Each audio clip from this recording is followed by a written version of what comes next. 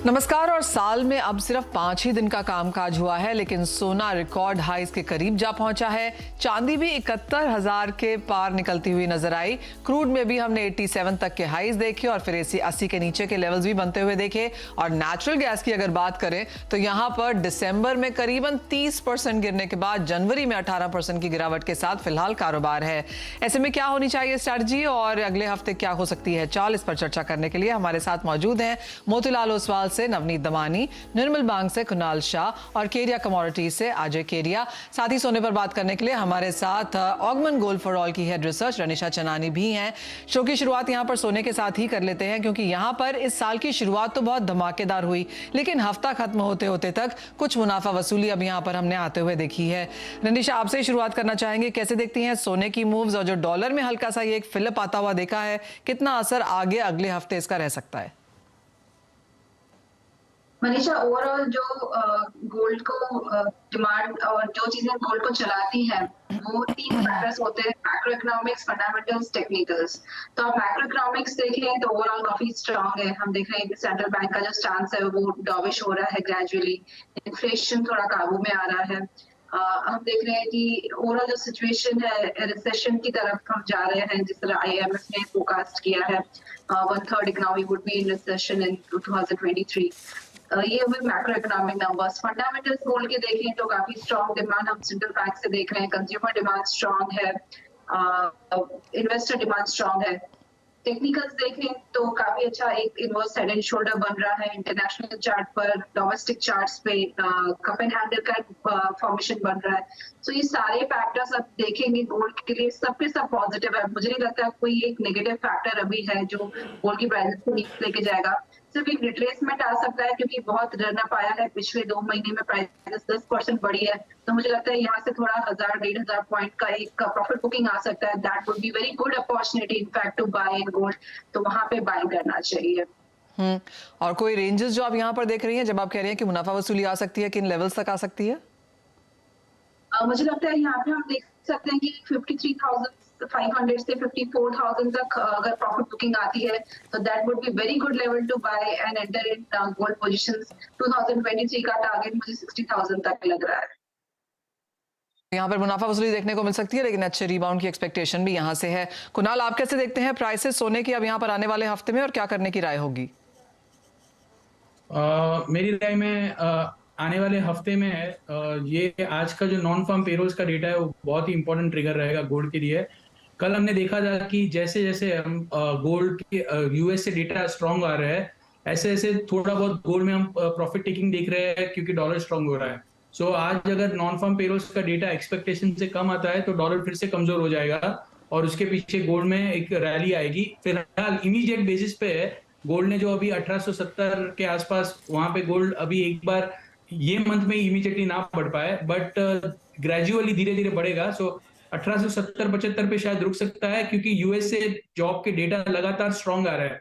सो थोड़ा बहुत करेक्शन आ सकता है गोल्ड में 1820-1825 के आसपास गोल्ड आ सकता है। वहां पे अक्यूमुलेट करना चाहिए लॉन्ग टर्म के लिहाज से, बट ओवरऑल ट्रेंड गोल्ड में तेजी का ही रहेगा।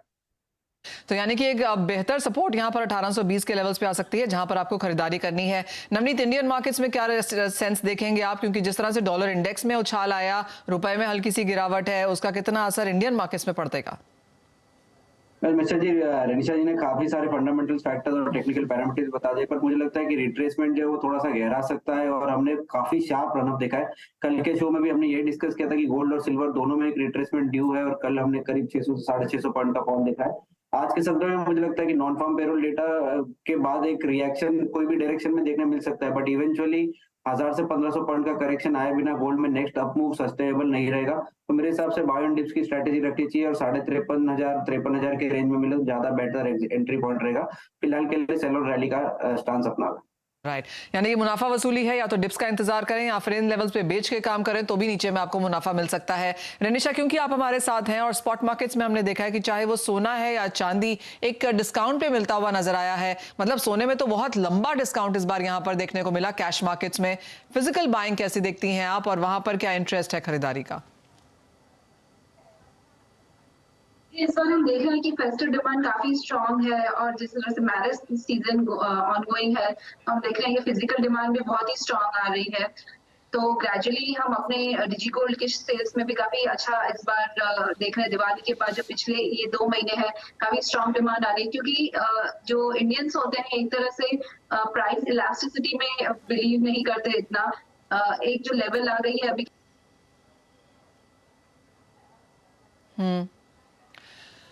ऑलराइट, तो खरीदारी यहाँ पर निचले स्तरों में लगातार बनती हुई नजर आई है, चाहे वो फ्यूचर्स मार्केट है, इंटरनेशनल स्पेस है या फिर फिजिकल बाइंग है, यहाँ पर भी सपोर्ट है। बात अब यहाँ पर चांदी की कर लेते हैं और अजय, यहाँ पर भी मुनाफा वसूली है। ऑलमोस्ट 71,000 का लेवल छूने के बाद अब 68,000 के आसपास के स्तर। भारतीय बाजारों में भी मुनाफा वसूली यहाँ पर गहराई है। कैसे देखते हैं आप करंट लेवल्स, और आप भी कहेंगे खरीदारी के लिए और डिप्स का इंतजार करना चाहिए? अगले हफ्ते की क्या रेंज रह सकती है?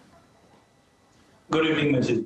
डेफिनेटली एक अच्छी खासी रैली हमने अक्टूबर से अभी तक देखी। जैसे अक्टूबर में हमने कहा भी था कि जो लीज रेट में स्पाइक आया है वो एक काफी अच्छा सिग्नल है सिल्वर के लिए, और हमने वैसा ही $24.5 तक इंटरनेशनल में और डोमेस्टिक मार्केट में 71,000 का लेवल छूते हुए देखा।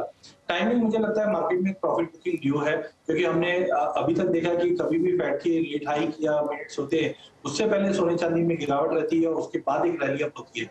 इस बार मुझे लगता है कि एक प्रॉफिट बुकिंग जो एक्सपेक्टेड था मिनट्स के बाद आना चाहिए वो इन लाइन है। तो डॉलर टर्म में मुझे लगता है $21-21.5 तक का एक पुलबैक पॉसिबल है इंटरनेशनल में। वहीं डोमेस्टिक मार्केट में मुझे लगता है कि 64,500 से 65,000 तक का एक पुलबैक पॉसिबल है। तो ये अगर अगले 7 से 10 दिन की बात करें तो मुझे लगता है प्राइसेस आराम से कंफर्टेबली 65,000 के करीब चांदी मिलनी चाहिए।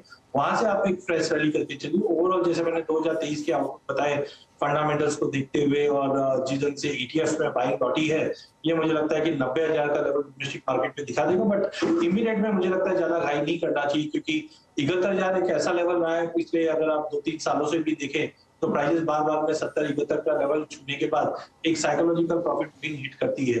तो आई थिंक थोड़ा वेट करना चाहिए। 65,000 तक का लेवल चांदी में देखने को।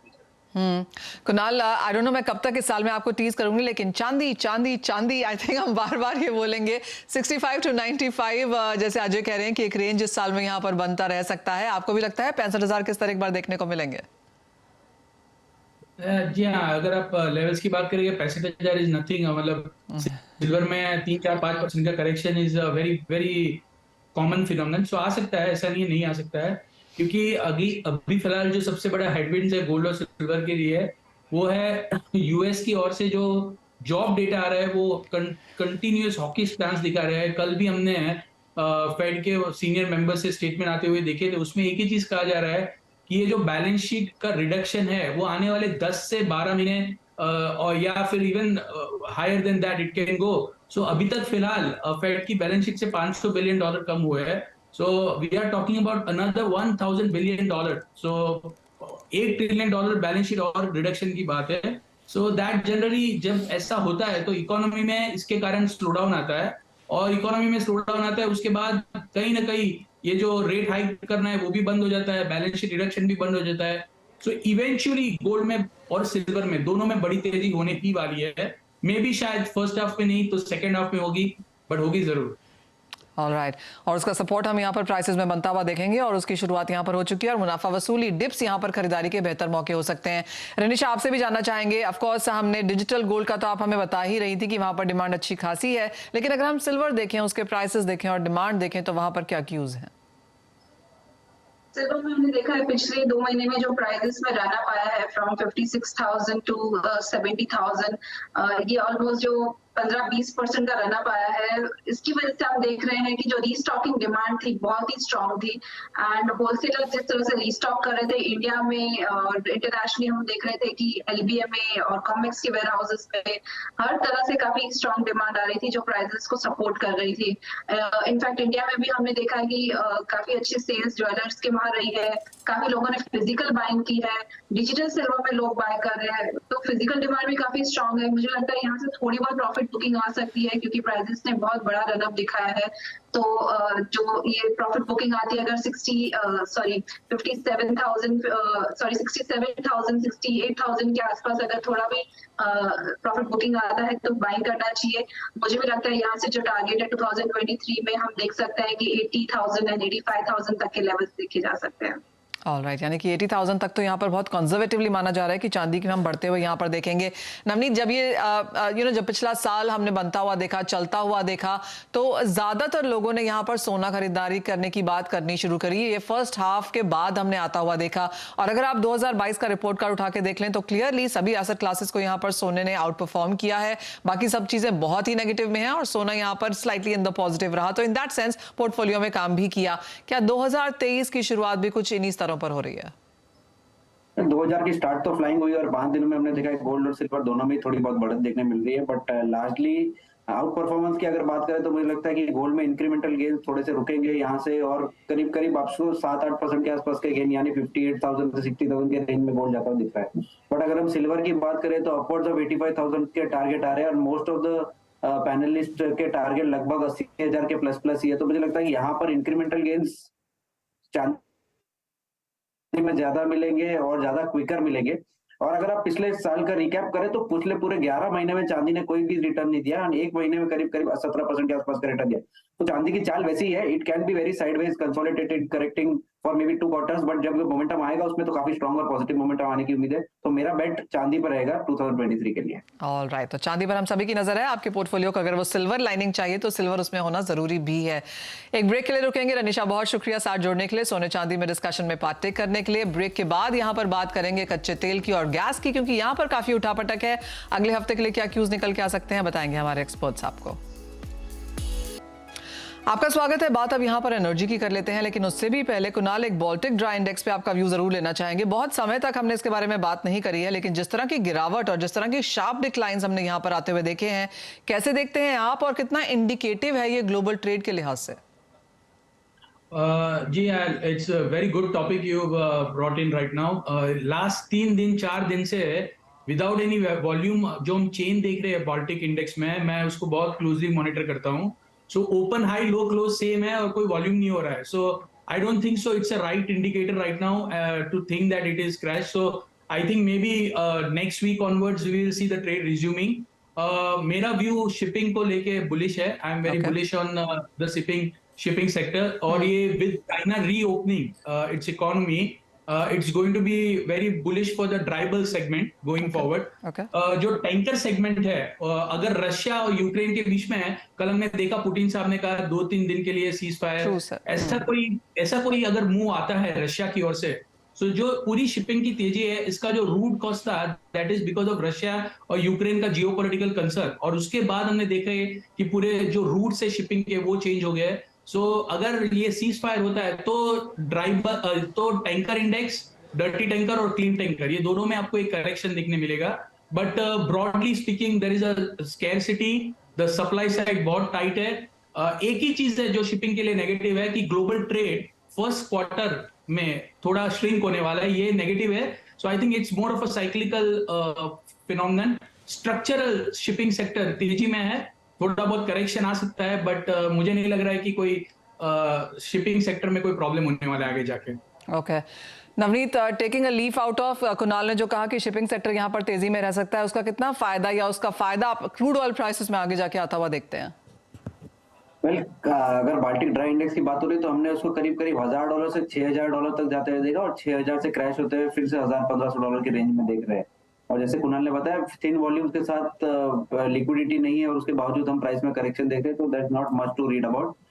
बट रहा सवाल क्रूड ऑयल का, तो हमने लास्ट कुछ दिनों में क्रूड ऑयल को एक ब्रॉड रेंज में ट्रेड होते हुए देखा। $70 और $77 ये रेंज में WTI ट्रेड हो रहा है। ब्रेंट में करीब $80-82 के रेंज में ट्रेडिंग हो रही है। मेरा मानना यह है कि काफी सारे positive factors already built in हो गए हैं प्राइसेस के अंदर, और यहाँ पर नेगेटिव कैटलिस्ट भी कुछ खास नहीं है। इस चाइना की तरफ से जो रीओपनिंग की बात हो रही है तो पूरी तरह सक्सेसफुल होती है और ओपेक अपना प्रोडक्शन कट मेंटेन करता है, और 4 फरवरी के बाद जो मीटिंग है उसमें भी जो स्टांस है वो अकोमोडेटिव रहता है अगर ओपेक की तरफ से, तो मेरे हिसाब से एक नीजर रिएक्शन या करेक्शन के बाद में फिर से एक न्यू पॉजिटिव मोमेंटम हमको क्रूड ऑयल प्राइस में देखने मिल सकता है। तो ऑन द लोअर साइड $75 के आसपास या $72 के आसपास आपको ब्रेंट देखने मिल सकता है, बट लार्जली अपवर्ड ट्रेजेक्टरी $95 के ऊपर हो सकती है आने वाले कुछ महीनों में। ऑलराइट, तो 75 to 95 क्रूड ऑयल यहाँ पर रह सकता है। अजय, एक और बात जो अब एक न्यू मैप हम बनता हुआ देख रहे हैं कि जहां तक सप्लाई की बात है वो तो रशिया, यूएस और ओपेक को हम फॉलो करते हैं, लेकिन जैसे ही डिमांड की बात आती है हम चाइना को यहाँ पर फॉलो करते हैं। कैसे देखते हैं आप इन दोनों को और क्या एक बैलेंस बनता हुआ दिखेगा? देखिए हिस्टोरिकली भी देखें तो China one of the biggest consumer है सभी कमोडिटी और जिस ढंग से पिछले 6-8 महीने से अंडर हम बोल सकते हैं कि यूटिलाइजेशन रहा है और गवर्नमेंट भी जिस ढंग से रेट्स के अंदर या स्टिमुलस दे रही है तो कहीं ना कहीं एक होप है चाइना एक तरह का लीडर रहता है तो इसलिए हम लोग डिमांड के लिए चाइना की तरफ देखते हैं और सेकेंडली ग्लोबल मार्केट में जो रिसेशन फियर है तो आई थिंक लीडर जो रहेगा 23 का वो पहले चाइना रहेगा एंड उसके बाद फिर वेस्टर्न कंट्री से डिमांड निकलेगी बट वहीं दूसरी ओर यूएस पे भी नजर रखना चाहिए बिकॉज ऑलरेडी हमने देखा यूएस से जो स्टेटमेंट आया 2023 के अंदर they will be acting as a net exporter तो कहीं ना कहीं मुझे लगता है जो प्रोडक्शन कैपेबिलिटीज है या ऑयल एंड गैस के अंदर जो कैपेक्स है वो यूएस जरूर बढ़ानी चाहिए जिसकी वजह से कहीं ना कहीं जो प्रोडक्शन है वो यूएस साइड से बढ़ेगा तो आई थिंक के जो हायर साइड में सबका एक बिलीव है कि $95-100 तक एक बार दिखा सकता है आई डाउट बिकॉज एक तरफ हम देख रहे हैं कि इकोनॉमी ओपन अप हो रही तो डिमांड जरूर बढ़ेगी बट क्रूड ऑयल अगर लोअर लेवल्स पे या करंट लेवल पे थोड़ा बहुत रहता है तो इट विल बी बेनिफिशियल तो अपसाइड मुझे रियली ज्यादा बड़ा तेजी नहीं लग रहा बिकॉज एक तरफ रिसेशन फियर की वजह से डिमांड में थोड़ा डेट है दूसरी ओर चाइना कोशिश जरूर करी but on the other side supply धीरे धीरे बढ़ते हुए दिखाई देगी लेट्स सी अभी ओपेक उसके अंदर क्या आगे लाइन अप करके चलता है but I think 92 is already हमने जो देखा था वो एक हाइप हो सकता है उसके बियॉन्ड नहीं चाइना से डेफिनेटली न्यू ईयर हॉलीडे पे जाने से पहले थोड़ा बहुत डिमांड है पर उसके बाद एक सिलेक्ट वापस हम चाइना से भी देख पाएंगे राइट गैस की भी यहाँ पर बात कर लेते हैं क्योंकि पहला हफ्ता यहाँ पर काफी चौंकाने वाला रहा है जिस तरह से 10% की गिरावट 5% की तेजी फिर 10% की गिरावट पिछले 3 दिन इस तरह से यहाँ पर काम किया है आज ऑफ कोर्स जिस तरह से हफ्ते की एंड है कुछ कंसोलिडेशन जरूर देखने को मिली है आप तीनों से ही जानना चाहेंगे गैस में क्या लगता है कुणाल आपसे शुरुआत कर लेते हैं जी गैस में फंडामेंटल्स अगर आप देखिए तो एक तो विंटर कम हुआ है यूएस से एक्सपोर्ट नहीं हो रहा है gas because of the pipeline issue so एक कमजोर विंटर और दूसरा कहीं ना कहीं मुझे ऐसा लग रहा है जो हिसाब से कल भी पुतिन साहब का स्टेटमेंट है कहीं ना कहीं ये रशिया और यूक्रेन का अगर सीज फायर होता है सो अगर आप यूरोपियन गैस भी देखेंगे तो यूरोपियन गैस भी ऑलमोस्ट ऊपरी स्तरों से है तकरीबन 600 वाला 150 वहां पे भी हो गया है सो बहुत ही बड़ा मंदी का एक दौर चालू हो गया है गैस में कोई ट्रिगर नहीं है अपसाइड के लिए अंटिल कोई बहुत ज्यादा विंटर डिमांड आ जाती है या ये जियोपॉलिटिकल इश्यू फिर से एस्केलेट होते हैं तो मुझे तो फिलहाल कोई मेजर अपसाइड नहीं लग रहा है कंसोलिडेट करेगा थोड़ा बहुत डाउनवर्ड जा सकता है 290-285 तक जा सकता है बट तेजी की गुंजाइश नजर नहीं आ रही है यानी 300 के स्तर यहाँ पर टूटते हुए नजर आते हैं नवनीत ओवरसोल्ड है या खरीदारी वापस लौटेगी पूरी तरह से गैस में से गैस फिजल आउट होते हुए नजर आ रही है और मुझे लगता है कि जो फॉल हमने देखा है काफी निवेशक इसमें बुरी तरह से ट्रैप हो चुके हैं क्योंकि अपसाइड में भी जो मोमेंटम था वो बहुत स्ट्रांग था और डाउनसाइड में भी जो फॉल है काफी स्ट्रांग है बट रहा सवाल ट्रेडिंग पर्सपेक्टिव का तो ये बेसिकली एक लॉन्ग शॉट होगा अगर फंडामेंटल पे इसको जज करेंगे फिलहाल हम टेक्निकल पैरामीटर्स पे देखें तो 280-290 के बीच में काफी स्ट्रांगली ओवरसोल्ड जोन में आ जाएगा और वहां पर एक रिवर्सल या पॉसिबली टेक्निकल सपोर्ट्स रहेंगे जहाँ पे एक बाइंग इमर्ज होगी और 50 से 60 रुपए का आपको वहां से बाउंस बैक देखने मिल सकता है जो प्राइस को फिर से 350 रुपए के आसपास ले जा सकता है फिलहाल मैं शॉर्ट टर्म ट्रेंड ही मेंटेन करना चाहूंगा मीडियम टर्म की अवधि में क्या होगा वो कहना थोड़ा सा डिफिकल्ट है fundamentals might change very soon तो दिस इज द कॉल 280 से लेके 350 ये रेंज में आपको गैस कुछ दिनों में ट्रेड करता हुआ दिखेगा ऑलराइट अजय आप कैसे देखते हैं नहीं मुझे लगता है नेचुरल गैस में 2023 काफी पॉजिटिव रहना चाहिए जिस ढंग से अपने कोल के प्राइजेस और क्रूड के प्राइसेस भी अगर करंट लेवल से थोड़ा सा अगर 80-85 का भी हाई पकड़ते तो उससे कंपैरेटिव में गैस काफी चीप रहेगी सेकेंडली जो जियोपॉलिटिकल टेंशन हमने यूरोप में और रशिया के बीच में देखा तो आई थिंक अगर ये रिजॉल्व भी हो जाता है तो जो डिपेंडेंसी यूरोप ने रशिया के ऊपर दिखाई है वो गलती वापस नहीं करेगी तो कहीं ना कहीं दूसरे सोर्स को जरूर एक्सप्लोर करने की कोशिश करेगी तो यूएस के पास भी जो गैस का एक्सपोर्ट है वो उतनी कैपेबिलिटी है कि खुद के प्रोडक्शन खुद का कंजप्शन और यूरोप को भी पूरा दे पाए तो कहीं ना कहीं शॉर्टेजेस कंटिन्यू रहेगी तो आई थिंक ये 20-22 जनवरी तक मार्केट थोड़ा स्लगिश और नेगेटिव रह सकता है बट जैसे हम फरवरी मार्च में एंटर करेंगे बिकॉज इस बार हमारी इन्वेंट्री अगर यूरोप की इन्वेंट्री बात करें तो वो डेफिनेटली 5 साल के एवरेज के ऊपर है that is why we have seen this correction but 23-24 की अगर बात करते हैं तो डेफिनेटली एक शॉर्टेजेस का कंसर्न जरूर रहेगा तो I think mid of year तक की बात करें तो काफी अच्छी रैली आ जाएगी बट इमीडिएट की अगर बात करें तो प्राइजेस के अंदर मुझे लगता है 290 एक अच्छा खासा सपोर्ट रहेगा ऊपर में 370-360 का जोन हम लोग देख पाएंगे मैक्सिमम बट अब मार्केट में बड़ी गिरावट यहाँ से नहीं दिखाई दे रही है मार्केट सपोर्ट लेता हुआ दिखाई देगा अगले हफ्ते से ऑलराइट, सपोर्ट जरूर लेगा, लेकिन एक बार 300 का स्तर यहाँ पर टूट सकता है नीचे में, तो उस पर आपको नजर रखनी होगी। करंट लेवल्स भी शायद खरीदारी के लिए यहाँ पर बेहतरीन नहीं है। लेकिन आप सभी का बहुत शुक्रिया अजय, नवनीत, कुणाल साथ जुड़ने के लिए और बहुत इत्मीनान से सभी कमोडिटीज पर राय भी देने के लिए। इसी के साथ इस कार्यक्रम में फिलहाल इतना ही। नमस्कार।